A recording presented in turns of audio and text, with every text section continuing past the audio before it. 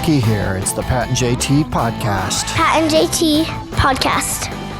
Happy 4th of July. It is Independence Day. If you're listening to it on the 4th of July, then it is. But happy 4th. It's happy hot. 4th of July. Absolutely. Yeah. And I know a lot of people go into celebrations. Some happened the night before. Some happened coming up the weekend. Because when you have a middle of the week holiday that's a celebration, it's like, okay, do we do Halloween this Saturday or do we do it last Saturday? Do we do 4th of July this Saturday or do we do... Or, and like, you get, it's a free day off. I mean, it's kind of you get a long weekend free because you can get, like, take the 4th of July off and then you take Friday off as PTO and you get a long weekend, only have to take 1 day vacation. That's true. So you look at it that way. But on the 4th of July, taking the actual day of the 4th of July off is dumb. Take the next day off because you're always up late with fireworks, usually. That's what I always thought, too. Yeah. I always thought, I don't want to take the 4th off. Can I take the next day? Right. Instead, and especially in situations like this. So either way, hope you have great weekend plans, having some fun this weekend. Now, one of the things on the 4th of July, as we speak, I don't know that this has happened or not, the president's talking about having his parade for 4th of July weekend, and he wants tanks. It got denied last year. It did because it costs too much. What he was looking for, what he was looking to do, but they have tanks. They say outside of Washington D.C. And it's not kind of an interesting perspective because I know for some people it's a real like. You got to be kidding me. We're going to have a military parade. We're going to look like China and Moscow, and it's going to be soldiers. No, that's not what he's thinking. I think what he's probably, and one writer kind of put it in a good way, and it just said he's probably more likely trying to emulate Thomas Jefferson, who watched the military parades from the White House, than a military parade like Moscow or Pyongyang. Right. Okay, that's more Our likely. guys aren't going to be marching, high kick. Right. So it's going to be interesting to see if they pull this off, because then on the other side, he's also expected to be making a speech, which hasn't been done every year. Some presidents choose not to even be in D.C. on 4th of July. They've, having a huge celebration. Some have not. It's been a long time. I think Truman was who they talked about last time they had a military style parade. But as one guy put it, if the worst thing that happens tomorrow is just a speech, we can be thankful for small favors, because President James Polk presided over his fireworks display, no tanks involved. He presided over the display at the White House, and during the festivities, 12 of their little rocket launchers accidentally fired into the crowd and injured some people, and maybe I think killed a couple people too. Jeez. So when it comes to fireworks in general, we get away with everything intact, just in general. You think about some of the fireworks you went to as a kid. I remember going to them at the football field in Ashland, and they'd have the setup on the opposite side of the field, and because the stands were only on one side. Yeah. And so everybody's in the stands, and they're set up across the way. And honest to God, how there weren't more accidents between that and the carnivals and fairs that came to town. How we all survived, I have Growing no up. idea. I remember the first time an M80, not an M80, good Lord, just a ladyfinger. I was told a million times, don't throw those things, don't throw them, lay them on the ground, light them. So, but wait, you're an idiot kid, and you grab it and you throw it, and a little ladyfinger went off in my hand, Before like you could- bam, yeah. and I remember it was like brief deafness, Deafening. just it shook you, and Yeah. and it was just a little ladyfinger. Yeah. And you've seen the stories lately. I've even heard a friend of ours, Gary, was talking about his encounter with the firework that he thought was dead when he was a little kid. Yeah. And he picked it up and it went off in his hand. And he's lucky it wasn't more serious than it was. He ended up burning himself. But you think about that growing up between the fireworks and the displays and the way they were set. They were the best. They were doing the best they could with what they had. Yeah. Right? And they Knowledge-wise. didn't know any better, like as far as safety stuff goes. It just was what it was. It was what it was. You accepted the danger because you're literally lighting a controlled little bomb. Yeah. That's all you're doing. That's exactly what you're doing. I remember going to a friend's house in central Nebraska, and that would have been not that many years ago, because he always had a huge 4th of July celebration. He lived on the edge of town where he was at, and there were just fields beyond, and that field was fallow that year that they hadn't planted. So it was just dirt. And so they were firing off in that direction. They're smart enough to do that. But still, Yeah. you had nobody there. There was no adult in the room with these fireworks. You know what I mean? You got a bunch of big kids. Yeah. And their fireworks. Probably having some sodas. Yeah. Not an adult in the room. There's a guy down the street from my brother. I don't know if he's going to do it this year or not, but every other year he has had a trailer behind his truck, and he has fireworks. He spends $4,000 on fireworks. He has a lot of money, and just lines these fireworks up on his trailer and then pulls them up in front of his house, and the street's closed. They close the street every year, and him and his friends run around, beer in hand, and light these things up, and it is insane. Are you kidding? Near your brother's house? Like 3 houses, lots down, like right there. Well, I know they have. Fortunately, they've banned the little paratroopers. Oh, they right? did? I think. We had them this year, just this past weekend. But, well, we're not in the city limits. Because they're so dangerous. The parachutes are? Oh, from starting a fire, maybe? Oh, yeah. So many fires. They've had so many fires have started on roofs or in trees. They're still selling them. Because you can't this control them. Mm-hmm. And so in city limits, I don't think you can have them. That is a long overdue, because those things really landing on roofs and landing in ditches, 100%. And nobody always watches where they go. You know, it's like they shoot something off and then they turn on they're off to the next thing, and you don't even know that it landed somewhere like that. So the fireworks scare me. Just in general, they scare me. I mean, I remember going stupid things when bottle rockets were still legal. You'd have to drive to Missouri to get them, and we'd get them, and you should never do this. It's so stupid. But you'd get on teams, and then you'd have bottle rocket wars. Hell yeah! And I never did it, but I saw it happen. You'd find 2 trees that are about 50 yards apart, and you'd have to run from one tree to the other without getting hit with a bottle rocket. Your friends would, they'd each have a pipe, and you put bottle rockets in the end. This is called duck hunt before they had the video game. Dork hunt is what it's called. Idiot hunt. I don't. That was pretty fun. I never did that. Did you get hit? Oh, I'm sure. I was the widest target, widest target. I was if the targets were rated, I was the white. 5. I was the 5 saying pointer. Wide. Yeah, not white. Well, white as well, but widest. I was the 5 pointer. There were 30, 50, 100 pointers, guys that could run faster than me. Oh, okay, I got it. I was the easy. We'll get Safford at the end. Let's get. It was kind of fun though. Nobody should ever do that ever, but it was fun. I'm just saying. Just disclaimer. Just a quick disclaimer. But the people that spend all that money on fireworks, I don't get it. Everybody has their own like holiday they love. Some people love Christmas. It's Easter, whatever. But to drop that kind of coin on something that is literally gone in 15 minutes, 20 minutes. I know. It's a lot of cash. It really is. I've never been one to. No, me either. Even when I was little, I didn't. Didn't care.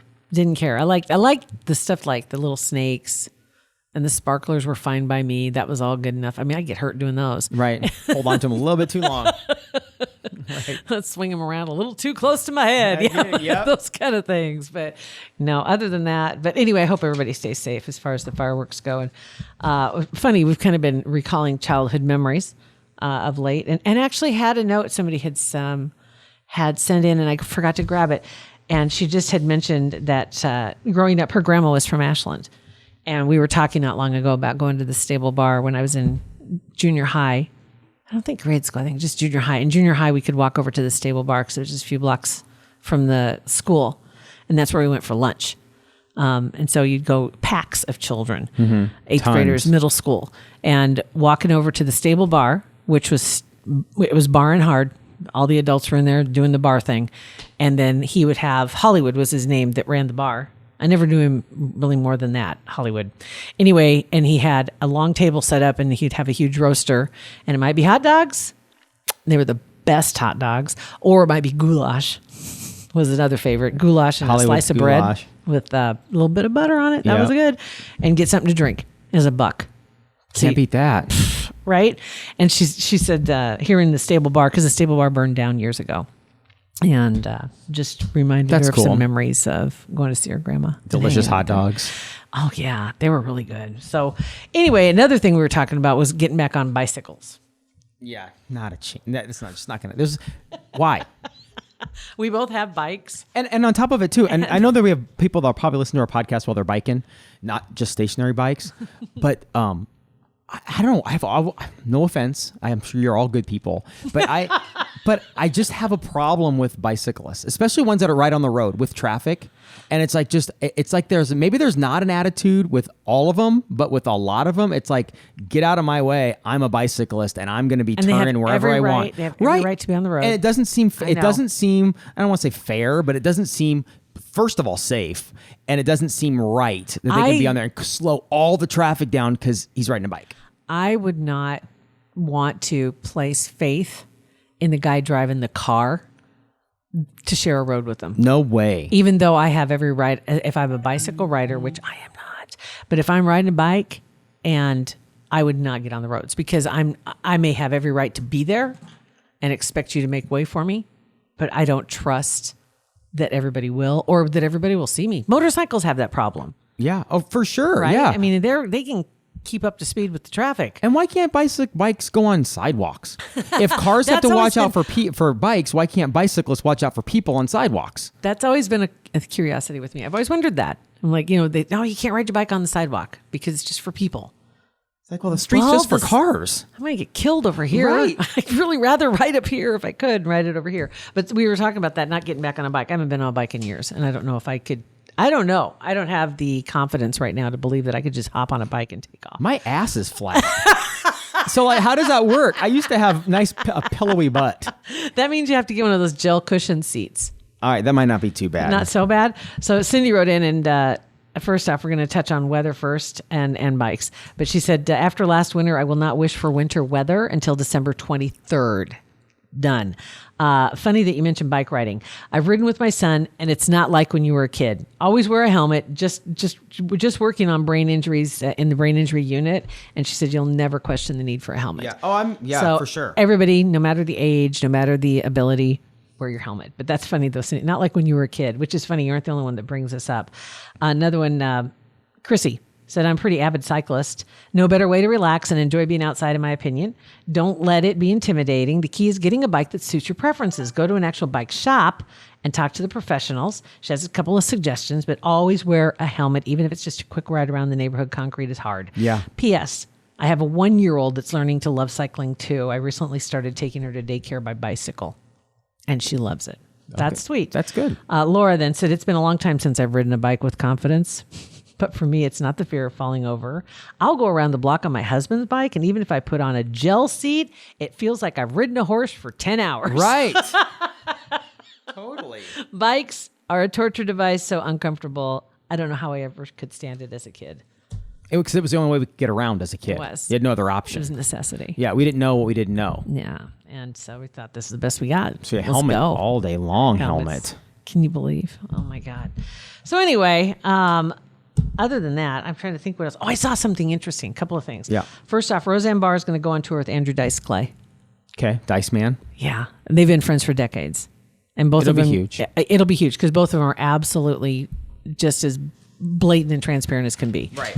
They don't mince their words. It'll be fun. And then the other thing was, I wonder if you've ever heard of, and I just saw this today, the Mountain of Hell bike race. And the Mountain of Hell bike race it takes place in France. All those words scare me.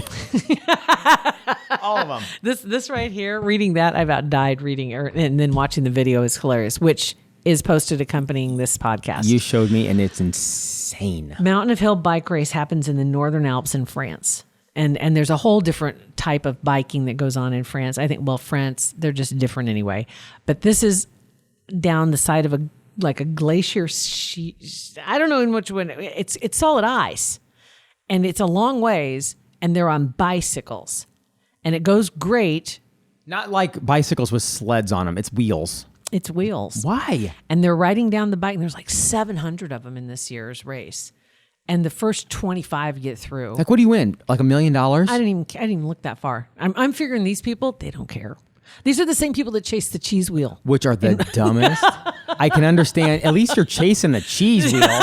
Like there's something. You're like, there's some cheese. I'm getting cheese. There's some cheese. But those idiots on the cheese wheel run are just like, you guys are you're so dumb. Just on their own 2 feet. I mean, they cartwheel, they And you tumble. notice you can see them. You see the exact step when they know when they've lost control because they continually try to catch themselves but end up just gaining more speed, and then there they go. So awesome. So this is that on bikes on ice, and so like the first, then it bottlenecks at the bottom of this mountain. And not the bottom, but at one point, and then they go on to the next stage, although 90% of them don't make it because the first 25 or 30 make it through. And then you see the one bike takes out a bike, and they almost slide off to the side, and then it hits somebody else, and then somebody else, and the guys behind see it coming, but they can't stop. Yeah. They're just sliding right into it. It's terrifying. It is awful. And that's what I think I look like on the bike path, just on the Papio bike trail. That's what I feel like I look like. That's how we were saying this. That's what's This is gonna happen. Pat and JT riding our bikes. Yep. This is what in it our feels mind, like. that's what it's going to look like. Exactly. So Idiots. enjoy that video. That's We're going to all- consider that a part of the podcast. It's on our. It is on our Facebook page. It's Pat and JT. That's where you can go. Instagram, it's Pat and JT. When you're on our Facebook page, you can slide on over to Kugler Vision's Facebook page. Yeah. And thank them for supporting our podcast. Yes. It was very, very nice. They've been awesome. They really have. We've enjoyed it so much and so glad. And honestly, on this Independence Day, helped us keep our independence as a podcast and as a company This is by true. supporting us. They really have. So if you get a chance to tell them thank you, even if it's on their Facebook page or tag them on ours, you can just tag them in a post. We'd really appreciate it, just so they know that we appreciate them. But the whole thing with Kugler Vision, and we just recently saw the news that Matt Schick, and you might remember, local TV personality and then became radio personality, and he moved on to ESPN. He's coming back to Kugler Vision to get his correction done, so he'll have that procedure done and lose the glasses. He's had glasses forever. Can you imagine him without glasses? No. I've seen him in contacts He's before. got to keep the glasses, but just put glass in them, not like a prescription. Because Shit can't not have glasses. He looks like he's 12 like years old Poindexter without not him. having glasses, I know right? he does. But it doesn't matter. But he wants to get rid of them. He's tired of them. And he's got 4 little kids. 4? Is it 6? How many does he have now? I think he'd say 6. I think he has 4, though. Okay. They're all like the same age. Yeah. I think they were born 2 months apart. I mean, they were just, Right. It was so fast. But anyway, get rid of the glasses, get rid of the contacts. And more than likely he did what we've been telling everybody else about, is you go in for that consultation and find out if you're a candidate, because they want to make sure it's a win-win all the way around, and give you the best possible advice and the best options. So get the consultation scheduled online at kuglervision.com. And when you do that, when you go in, be sure and let them know, because they'll ask you how you heard about them. And it should be on the list. I think we're officially on the Hopefully. list now, but if we're still a write-in, I'm good with that. And just make sure you put Pat and JT's podcast. We do. So we appreciate you guys downloading, subscribing, rating, reviewing, and share our podcast with your friends. Happy 4th of July. Pat and JT Podcast. A Parkville Media Production.